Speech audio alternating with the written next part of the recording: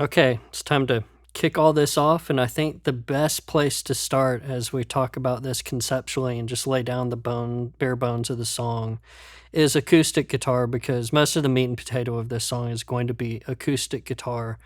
And I kind of want to fill a lot of space with them, but at the same time, talk about concepts like contrast.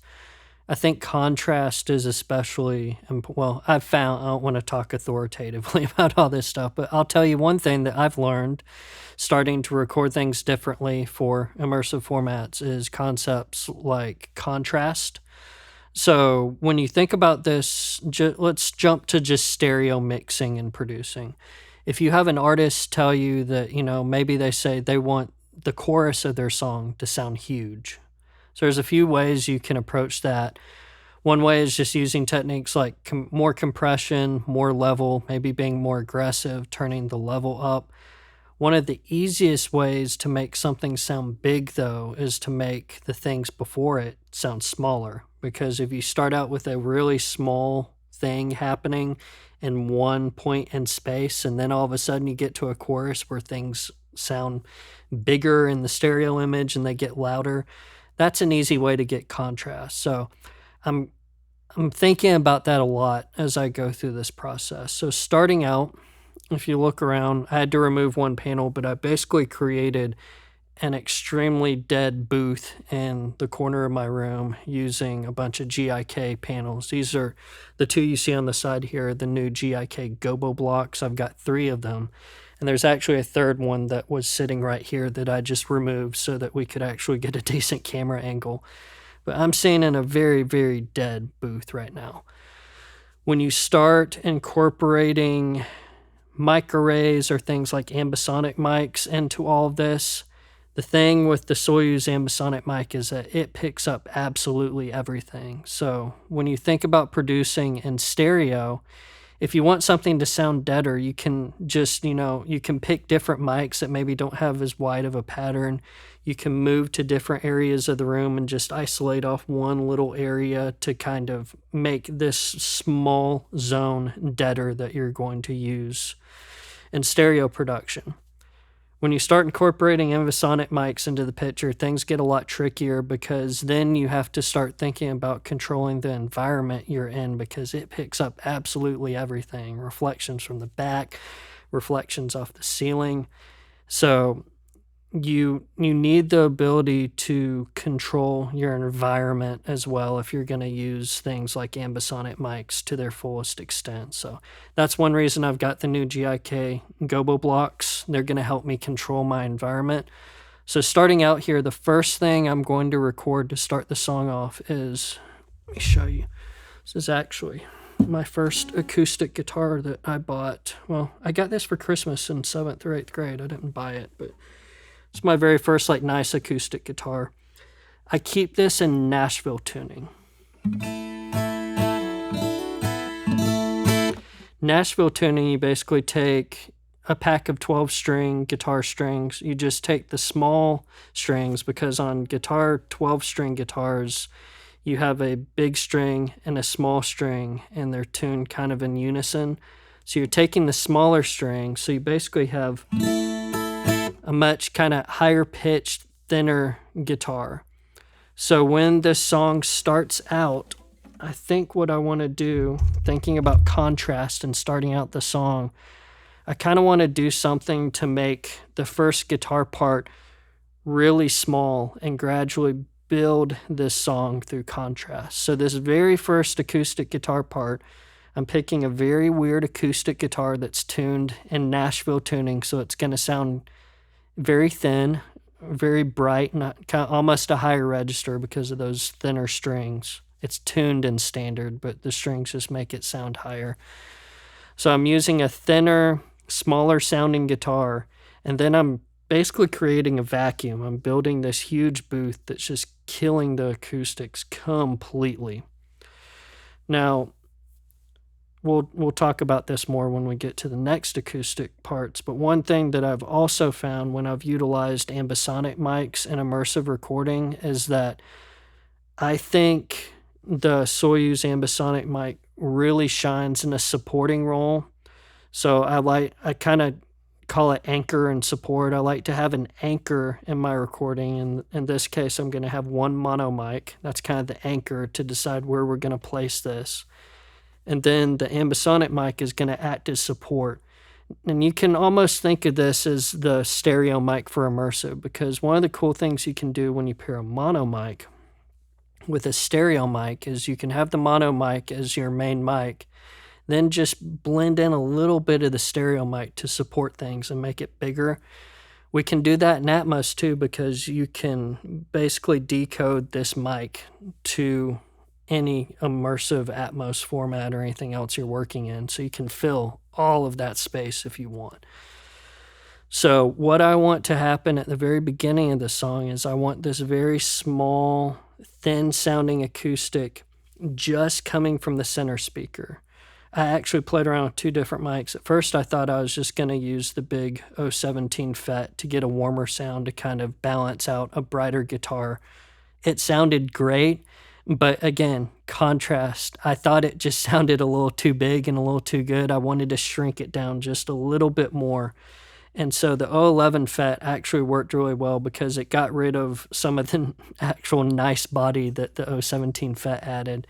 It just shrunk it down a little bit more, brought out a lot more of that brightness, and having this just in the center channel up front really starts you out as there's just one tiny thing right in front of us. And as you see, as the song progresses and the production builds, the contrast is going to be, we're going to start out with this one acoustic guitar right down the center that sounds like it's in a vacuum. And I'm going to support it just a little bit with the ambisonic mic and turn that up in the mix just a little bit. And again, I'm killing the room and making this vacuum with all these panels because I really don't want to hear the room when that ambisonic mic gets added in this case. I just want it to feel like you're almost in a booth and all of a sudden, you know, you've still got this main anchor of a mono mic up front in the center channel. We're gradually adding everything in just subtly with the ambisonic mic. So let's go ahead and take a listen to that. And keep in mind too, as we're getting into the fun stuff and actually hearing sound samples, you're going to want to wear headphones for all this, because when I play it back, what I'm going to do is I'm going to bounce out an actual Atmos binaural render of what's happening so that it'll work in headphones. So make sure you listen to all this in headphones, because what you're going to be listening to is a binaural render of the Atmos mix and decisions that I'm making. So let's go ahead and start out with the Nashville guitar. And like I said, 011 is going to be up front right down the center. The ambisonic mic, I'm just going to blend in very subtly all around. So let's take a listen to that. I had to open up one of the top parts of the GIK acoustic panels just to get the camera angle in here because it's such a compact booth. But now that we've opened up that area that you're looking into, you're probably going to hear the fan on the camera spinning because it's just so dead and detailed here, especially on the ambisonic mic. So ignore the 017 FET. The way I set up the stands, it would have been a pain to get it out. And I was going back and forth between this and the 011. But I decided on the 011 as the main anchor mic. It's going to be right down coming from the center speaker. And then I'm just going to add in a little bit of the ambisonic mic as support.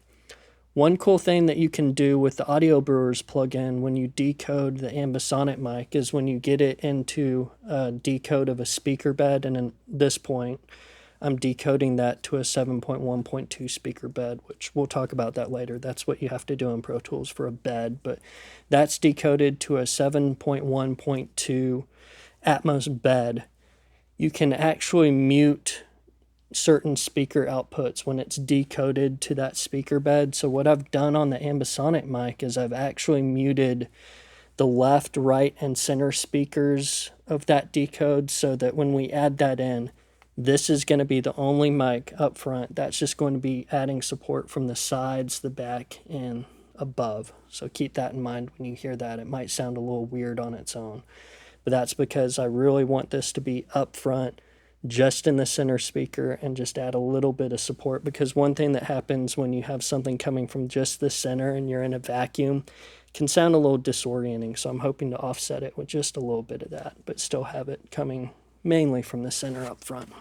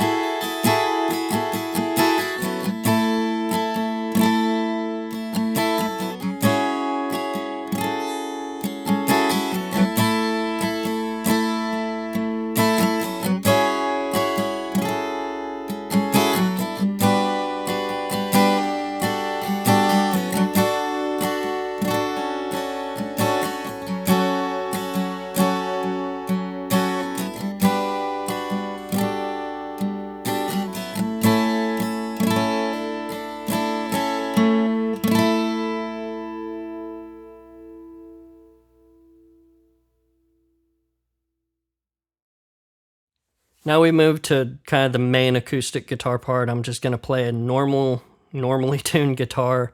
I get to play the part the way I wrote it. Now, it probably looks like I'm still in a booth, but I'll show you another angle. I've taken the GIK gobo blocks and I moved them way back, probably 4 or 5 feet back from me. Spaced them out. That's more for the Ambisonic mic because it picks up everything. So there are a few points where I was hearing some funky reflection things, so kind of just spaced those out and moved them around until I got rid of those on the Ambisonic mic. I could probably do a whole video on how you can just voice this mic depending on where you place panels around it. It's really a remarkable thing. I think this mic is equally parts amazing and frustrating sometimes, but if you own one of these and you have a good sized room, I definitely recommend picking up a few, acoustic panels or something, because you can totally change how this mic interacts by putting panels around it. But anyway, so this is the main acoustic guitar part. I've got my Taylor 714 CE. It's got a cedar top, so it's a little warmer than a lot of other Taylors, and I've got a pair of they're more mid-gauge strings. These are the Santa Cruz parabolic strings. They make this guitar sound a little woodier. My starting point when I want a warmer, folky kind of acoustic guitar tone is always the bomblet. That's kind of my go-to at this point. So I didn't even need to think about it. I just grabbed a bomblet for this part. When I started out placing the mic, I had it panned up front, kind of left-right where I normally start. I think it started out more about right here. It sounded good. Then when I started taking the mic and panning it around to my side, all of a sudden when I got it over there where I knew I was going to want to place it in the final mix, when I shifted this mic over there, all of a sudden it just sounded a little boomier and kind of a lot of build up in the mid-range. And so I ended up, when I got it panned over there and listened to my speakers, ended up shifting the mic further up the neck, because as you move more towards the neck, usually guitars get a little brighter, that mid-range buildup can, clean up a good amount. And so shifted it over there. And then I wanted just a little bit more body, so I angled the capsule just slightly more towards the body. At that point, listening to it in that spot, it sounded great. And that's why I talked about this in the first video about game planning. I think it's I'm finding it's a lot more important to game plan where you're going to place certain instruments in the image, because again, when I had it panned up front, I would have mic'd it differently than when I had it panned to the side. So it's important to think about where you're going to place stuff in the image, because when something's in front of you, that sound is not directly kind of hitting your eardrums. It's very odd to move stuff to the side when you first sit in an immersive room for the first time, because things just sound different than you're used to. Literally just taking a mic and panning it around changes the tonality. So again, game plan. I think it's important to kind of get stuff where you think it's going to end up in the image, and then really listen to how that mic sounds in the spot it belongs, and then make final tweaks, because I end up moving a mic a fair amount when I had it over there. And when we get to the next acoustic part, it's going to be over on the other side, so that might happen again. So once that mic was there, I ended up putting the Ambisonic mic right next to it. I wanted them to be as closely phase aligned as possible and get them as close together as I could. This is really going to be support for this mic. This is going to be doing the heavy lifting. That's our anchor. This is going to be doing support. So I didn't want this to sound like a room mic. I just wanted it to sound like we took this mic and then spread it around the room a bit more and made it bigger, because I think I've mentioned this, but one thing I still struggle with is what to do with the rear speakers and putting things behind me. I think it's a little weird to just place one thing coming from just behind you a lot of times, but when you fill that space in a more acoustically realistic way, where, this is actually giving you information from behind, like you're sitting in a room and hearing reflections and stuff coming from behind you, that means I don't have to think about doing anything weird in the rears, but I can take advantage of, all that real estate we have around us and just start trying to realistically fill that space. So the other thing you'll notice, since I knew I wanted this mono mic over to the side, what I did was, once I got that next to it, you can actually place this Ambisonic mic straight up, pointing at the source, or pointing down. When you have the transcoder plugin open, there's an option that asks you how you oriented the mic. So this was just easier for placement. This doesn't have anything to do with acoustics or anything. It was just easier to place the mic and get it there. So I flipped it on the transcoder so it's pointing the right way. Then on the imaging plugin, because in the decoder, you can actually rotate that image. So I took this and I rotated it so that was, instead of doing any sort of panning, because this has to be put directly to the bed for the time being, I'm rotating this in the Audio Brewers plugin and bringing that over to the side as well, and then blending it in subtly. So let's take a listen, just like we did with the Nashville tune guitar. We'll go back and forth between these two. Remember, it's going to be a binaural render, so make sure you wear headphones for this.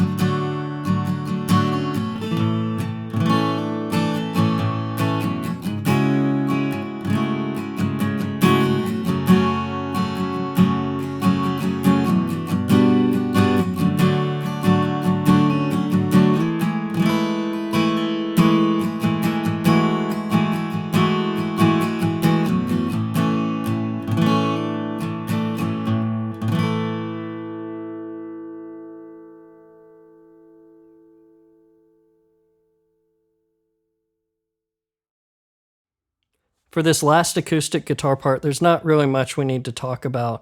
It's a very familiar, similar configuration to the last one. This is more or less going to be a double of what we just played on the last one. So we've got two guitar parts kind of playing off each other, going the whole time. Only fundamental differences. The big one is that I've switched to a different guitar. This is my Eastman clone of a J45. J45s are a little kind of punchier in the mid-range. It's a good, you've heard this on a bajillion folk albums. This one has rosewood back inside, so it's a little brighter. I wanted to contrast to the kind of darker, mellower setup with the Taylor, where we had a darker configured guitar with the bomblet. Now I've moved to the 017 FET for this one, and we've got the Ambisonic mic right next to it because this one's going to be panned off to the side to kind of play off the other one that's on the left. So got the 017 FET on this one. It was a good fit. We've backed up the mic probably a couple of inches. I wanted this one just to sound just a tad more distant than the other one and a little brighter overall, so they'd contrast nicely. But other than that, same setup. We're just going to pan left and right and fill in with the Ambisonic mic. So let's go ahead and take a listen to this one.